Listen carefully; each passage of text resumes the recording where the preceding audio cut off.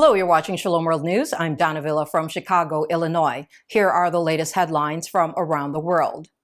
Israeli Prime Minister Benjamin Netanyahu condemned the Palestinian Authority on Sunday, November 19, for refusing to acknowledge that Hamas was behind the massacre that claimed hundreds of lives at a music festival in Israel on October 7. Today, the Palestinian Authority spokesman in Ramallah said something utterly preposterous. It denied that it was Hamas that carried out the horrible massacre at the nature festival near Gaza. It actually accused Israel of carrying out that massacre. This is a complete reversal of truth. Abu Mazen, who in the past has denied the existence of the Holocaust, today is denying the existence of the Hamas massacre.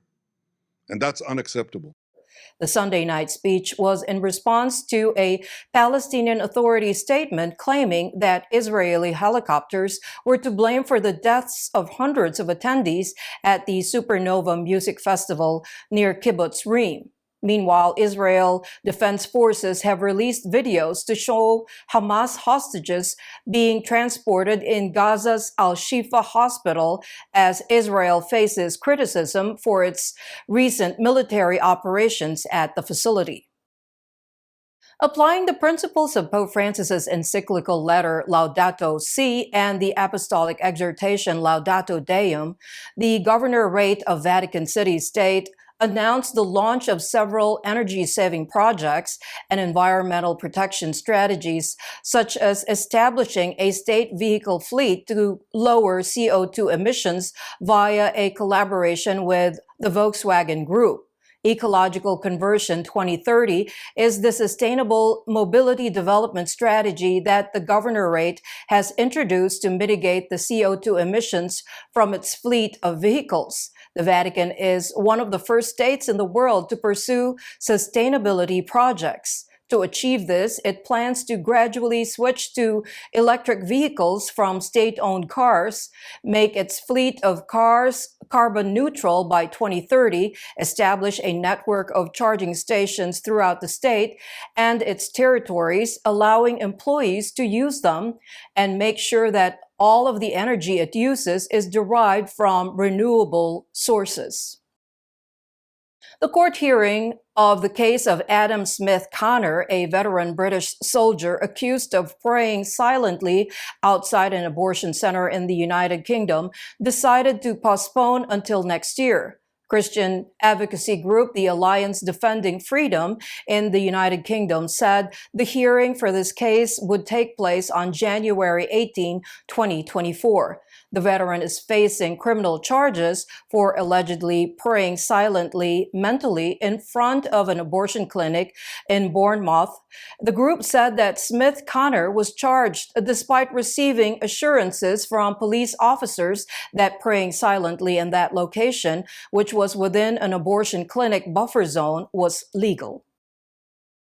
29 faithful of Opus Dei from 19 countries received the Diaconate from the hands of Monsignor Andreas Gabriel Ferrada, Secretary of the Dicastery for the Clergy, on November 18.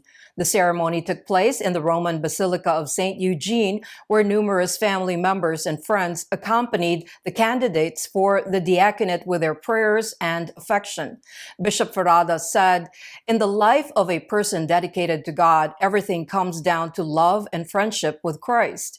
He told the ordinance, quote, "Only love is credible, and you will be credible if you plunge into the ocean of divine love, into listening to the Word of God, into the sacraments and service, learning from everyone," end quote. On Sunday, November 19, several pro-life and pro-family leaders greeted Javier Milei as the president-elect of Argentina, who defeated Sergio Massa, candidate of the Union for the Homeland Party, in the runoff. Right-wing libertarian and economist Javier Milei of the Liberty Advances Party won over the center-left candidate, calling on the country to adopt serious reforms. Milei won 56% of the vote and 20 of 23 Argentine provinces. Recognizing the grand challenge ahead, Milei, the 53-year-old congressman, called on the people of Argentina to join him, but explicitly within the context of the rule of law. The president-elect pledged that under his tenure, Argentina's two key allies would be the United States and Israel. At least 32 people were killed over the weekend in attacks by rival factions of the Dinka ethnic group in an area claimed by both Sudan and South Sudan. Deadly violence is common in the oil-rich Abyei region, where Twik Dinka from South Sudan's neighboring war-wrapped state is locked in a dispute with Ngok Dinka from Abyei over the location of an administrative boundary. The United Nations Interim Secretary Force for Abyei condemned the attacks and said it had bolstered security in the area by intensifying patrols and engaging Abyei political leadership and traditional leaders to calm tensions. The Republican-led Texas House of Representatives voted to remove a provision from an education omnibus bill that would create a school voucher-like program for Texas. The House's move is a blow to Governor Greg Abbott's significant education plan that included a publicly funded education savings account for students choosing to attend private schools, including those with religious affiliations. On November 17, the Texas House voted 84-63 in support of an amendment that would eliminate a school choice-related section from HB 1. Instead of paying for the student's preferred educational institution, parents would have been able to use the equivalent of 75% of the cost of sending the student to public school under that section. Along with all the House's Democrats, 21 Republicans also backed the amendment.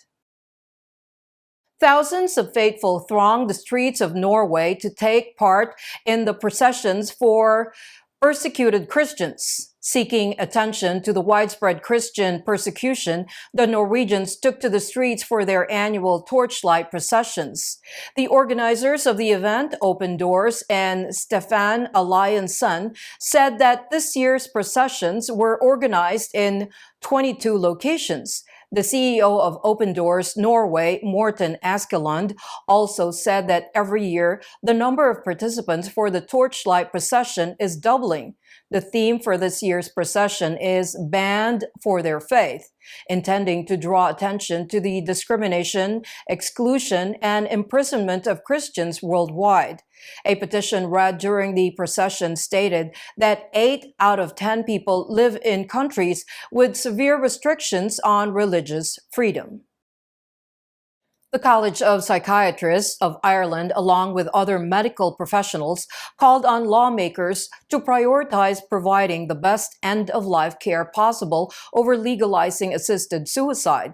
Consultant psychiatrists representing the college expressed their opposition to a change in the law in a strongly worded statement addressed to the Oireachtas Joint Committee on Assisted Dying. They claim that rather than state-sponsored suicide, those who want to die require mental health care. Both the National Suicide Research Foundation and the College of Psychiatrists in Ireland cautioned that assisted suicide posed a threat to the vulnerable.